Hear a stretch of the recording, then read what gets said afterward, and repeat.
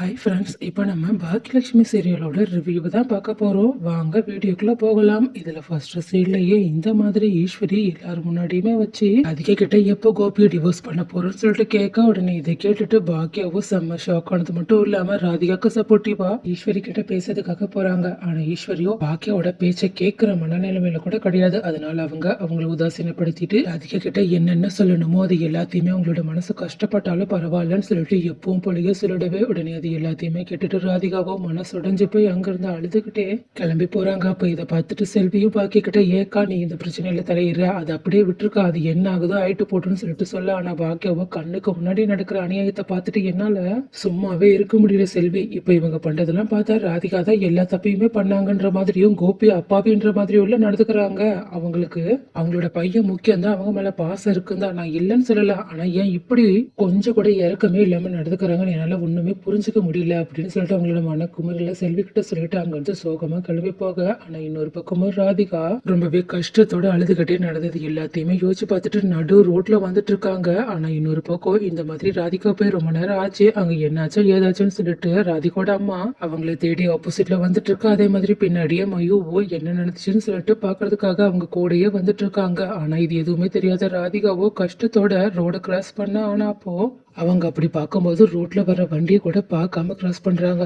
ஏன்னா அப்போ கரெக்டா இந்த மாதிரி நடு ரோட்ல ஒரு பெரிய வண்டி வந்துட்டு இருக்கு. ஆனா அதுக்கு கவனிக்காம இந்த மாதிரி ராதிகா அழுதுகிட்டே வந்துட்டு இருக்கா. அப்ப கரெக்டா தூரத்துல இருந்து இந்த விஷயத்த மயுவும் சரி ராதிகாவோட அம்மாவும் சரி பார்த்தது மட்டும் இல்லாம பதறி போய் ராதிகான்னு சொல்லிட்டு கத்த. அப்பதான் ராதிகா அந்த வண்டியவே நோட் பண்றாங்க. சோ அவங்க கடைசி நிமிஷத்துல அப்படியே நின்னதுனால அந்த வண்டி அவங்களை இடிக்காம போயிருக்கு. அப்படி இல்லைன்னா அவங்களுக்கு ஒரு மிகப்பெரிய ஆக்சிடென்டே நடந்திருக்க லெவலுக்கு அது ரொம்ப பெரிய சீரியஸான விஷயமா மாறி இருக்க வேண்டியது. ஆனா அப்போ உடனடியா இந்த மாதிரி ராதிகா கிட்ட வந்து அவங்க அம்மா அழுதுகிட்டே, ஏன் என்னாச்சு இப்படி அழுதுகிட்டே நடு ரோட்ல வர்ற வண்டியை கூட பார்க்காம வந்திருக்க, என்னதான் நடந்துச்சு, அந்த வீட்டுல இருக்கவங்க எல்லாரும் என்னதான் சொன்னாங்க, ஏன் இப்படி வந்து நின்றுட்டு இருக்க அப்படின்னு கேட்க, உடனே இதை கேட்டுட்டு அப்படியே உடஞ்சு போய் ராதிகா நடு ரோட்லயே உட்கார்ந்து அழ ஆரம்பிக்கிறாங்க. இந்த மாதிரி தன்னோட அம்மா அழுகிறத பார்த்துட்டு மையோ அதிர்ச்சியில ஸ்டன் ஆகி போய் நின்றுட்டு இருக்கா. ஆனா ராதிகாவோட அம்மாவோ ராதிகா இப்படி ரோட்ல உட்காந்து அழுகிறத பார்த்துட்டு கொஞ்சம் கூட தாங்கிக்கவே முடியாம அவங்களுமே கண் கலங்கி ராதிகா கிட்ட, முதல்ல வா வீட்டுக்கு போய் நம்ம என்னன்னாலும் பேசிக்கலாம்னு சொல்லிட்டு அவங்கள கை தாங்களா வீட்டுக்கு கூட்டிட்டு போனது மட்டும் இல்லாம அங்க உட்கார வச்சு ராதிகா கிட்ட என்ன விஷயம்னு சொல்லி கேட்கும்போது ராதிகா உள்ளுக்குள்ள அவ்வளவு சோகத்தை தேக்கி வச்சிருந்தனால இந்த மாதிரி மையு அங்க இருக்கான்னு சொல்லிட்டு கூட கவனிக்காம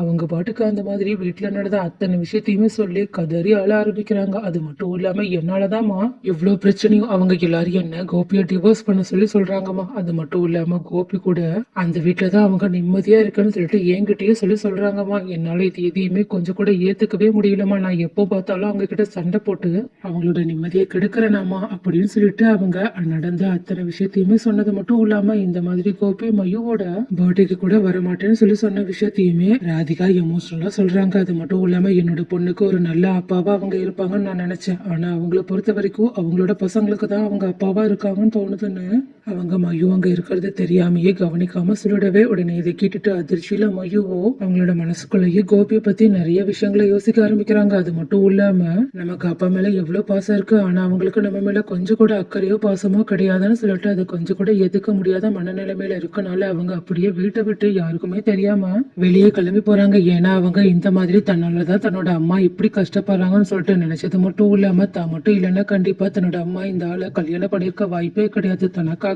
ஒரு அப்பா வேணும்னு சொல்லிட்டு யோசிச்சதுனாலதான் தன்னோட அம்மா இந்த மாதிரி ஒரு முடிவெடுத்து கடைசியில இப்படி கஷ்டப்பட்டுட்டு இருக்காங்கன்னு சொல்லிட்டு நினைச்சிட்டு குற்ற உணர்ச்சியோட இதுக்கப்புறமா நம்ம அம்மா கூட இருக்க வேண்டாம், அப்படி நம்ம இருந்தோம்னா கண்டிப்பா நம்மளோட அம்மா நமக்காகவாவது அந்த ஆளு கூட சேர்ந்து வாழணும்னு நினைச்சுக்கிட்டு வாழ்க்கை முழுக்க இப்படியே கஷ்டப்பட்டு அழுதுகிட்டே இருப்பாங்கன்னு சொல்லிட்டு ஒண்ணுமே புரியாத வயசுன்றனால ஏதோ யோசிச்சு பார்த்துட்டு அவங்க அப்படியே வீட்டை விட்டு எங்கேயோ தனியா நடந்து போயிட்டு இருக்காங்க. ஆனா இது எதுவுமே தெரியாத ராதிகாவோ இந்த மாதிரி தன்னோட சோகை எல்லாத்தையுமே சொல்லி சொல்லி அழுது ரொம்பவே டயர்டானது மட்டும் இல்லாம ரொம்ப நேரம் கழிச்சுதான் அவங்க கொஞ்சம் சமாதானம் ஆகுறாங்க. ஆனா சமாதானம் ஆன உடனே அவங்க, அம்மா மயு மயு என்னானா, அவளை பத்தி நான் உங்ககிட்ட கேட்கவே இல்லையா, அவ என்ன ரூம்ல தூங்குறாளா அப்படின்னு கேட்க, உடனே இப்பதான் ராதிகாவோட அம்மாவுக்கும் மயுவோட ஞாபகமே வருது. உடனே மயு என் கூட தானே வந்தா, அது மட்டும் இல்லாம நம்ம கூட தானே வீட்டுக்குள்ள வந்தா, நான் அதுக்கப்புறமா அவளை கவனிக்கவே இல்லையன்னு சொல்லிட்டு சொல்ல, உடனே இதை கேட்டுட்டு ஷாக் ஆன ராதிகாவும், அப்பனா நான் பேசுறது எல்லாத்தையுமே மயு கேட்டிருக்கோம்லமா, அதை கேட்டுட்டு அவ எவ்வளவு கஷ்டப்பட்டிருப்பான், நான் புரியாம அவ இருக்கிறது கூட தெரியாம இந்த மாதிரி எல்லா விஷயத்தையுமே சொல்லிட்டேன்னு சொல்லிட்டு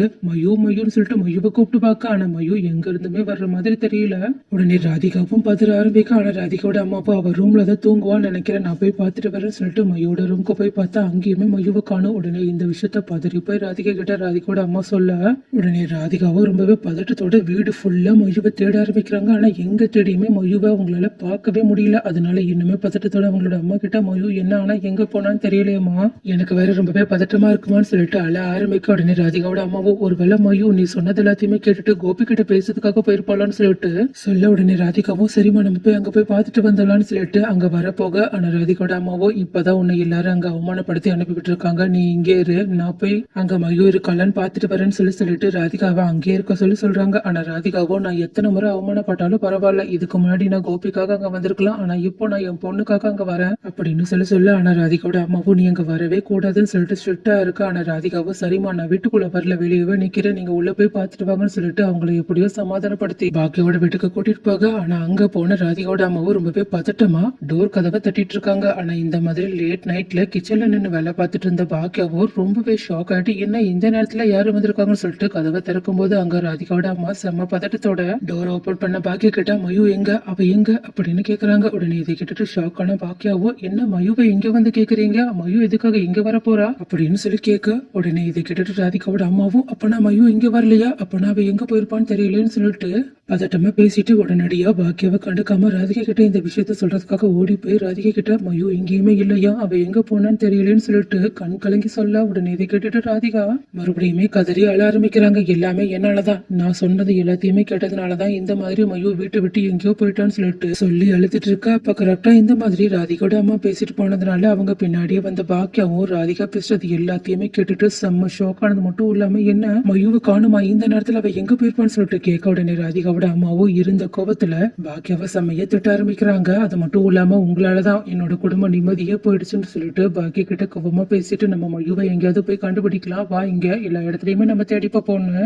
ராதிகாவை அங்க இருந்து கூப்பிட்டுட்டு போக. ஆனா அப்போ இதை பார்த்துட்டு பதறி போன பாக்கியாவும் நம்மளுமே மயுவை தேடலான்னு சொல்லிட்டு அவங்களுமே ரோடா மயுன்னு சொல்லிட்டு தேடி அலைஞ்சிட்டு இருக்காங்க. ஆனா இன்னொரு பக்கமும் இந்த மாதிரி வீட்டை விட்டு வெளியே போன மயுவோ எங்க போறதுன்னே தெரியாம ஒரு பார்க்ல உட்காந்து நடந்த விஷயம் எல்லாத்தையுமே யோசிச்சு பார்த்துட்டு அழுதுகிட்டே இருக்காங்க. ஆனா இப்படி ஒரு பொண்ணு உட்காந்து அழுகுத்திட்டு இருக்கத பார்த்துட்டு அந்த பக்கமா போன சில பேர் அவங்க கிட்ட வம்பு பண்ண பாக்குறாங்க. ஆனா அப்ப கரெக்டா இந்த மாதிரி வேற ஒரு அந்த பார்க்லயே தங்குற தாத்தா ஒரு தங்க இந்த மாதிரி அந்த ஆட்கள் எல்லாம் தவிர்த்து விட்டுட்டு அந்த பொண்ணு அழுதுட்டு இருக்காளுன்னு சொல்லிட்டு அவங்க கிட்ட கொஞ்சம் கொஞ்சமா என்னாச்சு ஏதாச்சுன்னு சொல்லிட்டு அவங்களோட பிரச்சனை எல்லாத்தையுமே கேட்க ஆரம்பிக்க. மயுவுமே ரொம்பவே சோகத்துல இருந்ததுனால அந்த தாத்தாவை அவங்களுக்கு உதவி பண்ணனால அவங்களோட குடும்பத்துல நடந்த எல்லா விஷயத்தையுமே அந்த தாத்தா கிட்ட சொல்ல. உடனே இதை கேட்ட அந்த தாத்தாவும் மயு கிட்ட சரிமா நீ உங்க அம்மா கஷ்டப்படக்கூடாதுன்னு நினைச்சது எல்லாமே சரிதான், ஆனா இப்படி வீட்டை விட்டு வெளியே வந்துட்டு அவங்க அம்மா சந்தோஷமா இருந்துருவாங்களா, அது மட்டும் இல்லாம அந்த ஆளை கல்யாணம் பண்ணது தப்புன்னு உனக்கு இப்ப புரிய வந்துருச்சுன்னா இதுக்கப்புறமா உங்க அம்மா அந்த ஆள் கூட சேராம இருக்கிறத பத்தி நீ தானே உங்க அம்மா கிட்ட சொல்லணும். அது மட்டும் இல்லாம நீ ஒருவேளை இந்த வீட்டை விட்டு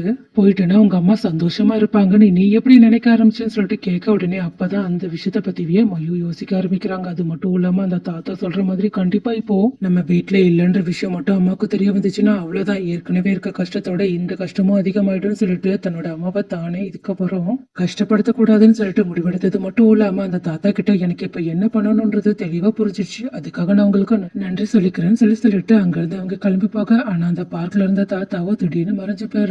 அந்த தாத்தா யாரு என்னன்றத நம்ம கொஞ்ச நேரத்துல பாக்கலாம். ஆனா இந்த பக்கம் இந்த மாதிரி மயு ஒரு முடிவோட அவங்களோட அம்மாவை பாக்கிறதுக்காக மறுபடியும் அவங்களோட வீட்டு ரூட்லயே வந்துட்டு இருக்கா. அப்ப கரெக்டா இந்த மாதிரி மயுவை தேடி அலைஞ்சிட்டு இருந்த பாக்கியாவோ அவங்க வரத பார்த்துட்டு ரொம்பவே சந்தோஷத்தோட மயு கிட்ட போயிட்டு எங்கம்மா எங்க போன நீ, உன்னை தேடி உன்னோட அம்மாவும் பாட்டியும் எப்படி கஷ்டப்பட்டு அலையறாங்க தெரியுமான்னு இந்த மாதிரி அவங்க நடந்த விஷயம் எல்லாத்தையுமே மயு கிட்ட சொன்னது மட்டும் இல்லாம மயுவை உடனடியா அவங்களோட அம்மா கிட்ட கூட்டிட்டு போகணும்னு சொல்லிட்டு முதல்ல ராதிகாக்கு போன் பண்ணி இந்த மாதிரி மயுவை நான் பாத்துட்டேன்ற விஷயத்தையும் அவங்கள உங்களோட வீட்டுக்கு கூட்டிட்டு வரேன்ற விஷயத்தையுமே சொல்றாங்க. ஆனா மயுவோ இந்த மாதிரி பாக்கிய கிட்ட இருந்து போனை வாங்கி அம்மா நான் முதல்ல வீட்டை விட்டு உங்ககிட்ட சொல்லாம போனதுக்கு தயவு செஞ்சு என்ன மன்னிச்சிருங்க, ஆனா நீங்க இப்போ என்ன தேடி நம்ம வீட்டுக்கு போகாதீங்க, நான் பாக்கியா வீட்டுக்கு போக போறேன், முடிஞ்சா அங்க வந்துருங்கன்னு சொல்லிட்டு போனை ராதிகா என்ன சொல்ல வராங்கன்னு சொல்லிட்டு கூட கேட்காம கட் பண்ணிடுவே. உடனே இதனால ஷாக் ஆன ராதிகாவும் என்ன மயு வித்தியாசமா பேசுறாளேன்னு சொல்லிட்டு இந்த விஷயத்த அவங்களோட அம்மா கிட்ட சொன்னது மட்டும் இல்லாம ரொம்பவே குழப்பத்தோட ரெண்டு பேருமே பாக்கியோட வீட்டுக்கு கிளம்பி வந்துட்டு இருக்கா. ஆனா பாக்கியாவும் மயு ஏன் எப்படி பேசுறாங்கன்னு சொல்லிட்டு அவங்களுமே புரியாததுனால கொஞ்சம்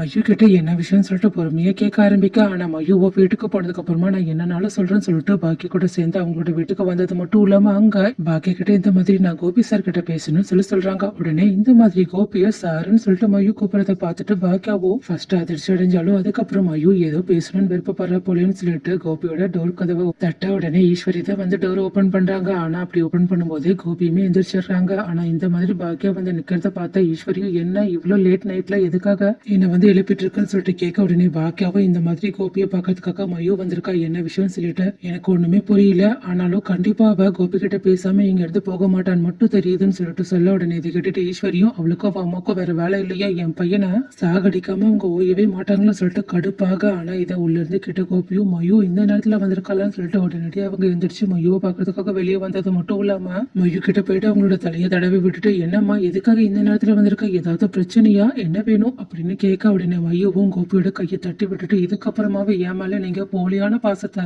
இதுக்கு மேலேயும் காட்ட வேண்டிய அவசியம் இல்ல கோபி சார் அப்படின்னு சொல்றாங்க. உடனே இந்த மாதிரி மயு தாங்கிட்ட கோபி சார்னு பேசுறதையும் அது மட்டும் இல்லாம போலியான பாசம் சொல்லிட்டு பேசுறதையுமே ஷாக் ஆகி கோபி பார்த்துட்டு இருக்கிறது மட்டும் இல்லாம மயு கிட்ட என்னம்மா என்னாச்சு என்ன பிரச்சனை எதுக்காக என்கிட்ட இப்படி பேசிட்டு இருக்குன்னு சொல்லிட்டு கேட்க. ஆனா மயுவோ எனக்கு தெரிஞ்சு நான் இப்பதான் சரியா பேசுறேன்னு நினைக்கிறேன்னு சொல்லிட்டு சொல்றாங்க. அப்ப கரெக்டா இந்த மாதிரி மயுவை தேடி ராதிகா கூட அம்மாவும் அங்க வந்துடுறாங்க. அப்போ இதை பார்த்துட்டு ஈஸ்வரியும் இதோ இவ அம்மாவும் பாட்டியுமே வந்துட்டாங்க இங்க வந்து என்ன நாடகம் போறதுக்காக இந்த மாதிரி குடும்பத்தோட சேர்ந்து பிளான் போட்டுட்டு இருக்காங்கன்னு தெரியலேன்னு சொல்லிட்டு உடனடியா ராதிகா கிட்ட என்னதான் உன் பொண்ணுக்கு பிரச்சனை அவ எதுக்காக இந்த மாதிரி நடுராத்திரி வந்து ஏதோ புரியாம பேசிட்டு இருக்கான்னு சொல்லிட்டு சொல்ல உடனே இதை கேட்டுட்டு ராதிகாவும் மயு கிட்ட ஏமா என்னாச்சு எதுக்காக இங்க வந்திருக்கான்னு சொல்லிட்டு கேட்க அதே மாதிரி மயுவோட பாட்டியும் ஆமாமா எதுக்காகமா வீட்டை விட்டு போனேன் இவ்வளவு நேரம் நீ எங்க போயிருந்தா உன்னை தேடி நாங்க எவ்வளவு நேரம் அலைஞ்சிட்டு இருந்தோம் ஆனா இப்ப கடைசி நீ வீட்டுக்கு வராம இங்க வரணும்னு சொல்லிட்டு வந்திருக்க அது மட்டும் இல்லாம மாப்பிள்ள கிட்ட நீ என்ன பேசணும் அவங்களுக்கு ஏற்கனவே உடம்பு சரியில்லைன்னு சொல்ல உடனே இதை கேட்டுட்டு கோபியும் ரொம்பவே ஷாக் ஆயிட்டு என்ன வீட்டை விட்டு மயு காணாம போனாலாம் மயு என்னம்மா என்னாச்சு எங்க போன உனக்கு ஏதாவது பிரச்சனையா என்ன பிரச்சனை சொல்லுமா அப்பா கிட்ட சொல்லு அப்பா தீர்த்து வைக்கிறேன்னு சொல்லிட்டு ரொம்பவே பாசத்தோட கேக்குற மாதிரி மயு கிட்ட கேட்க. ஆனா மயுவோ செம்ம கூட போட பிரச்சனையே உங்களதான் உங்களை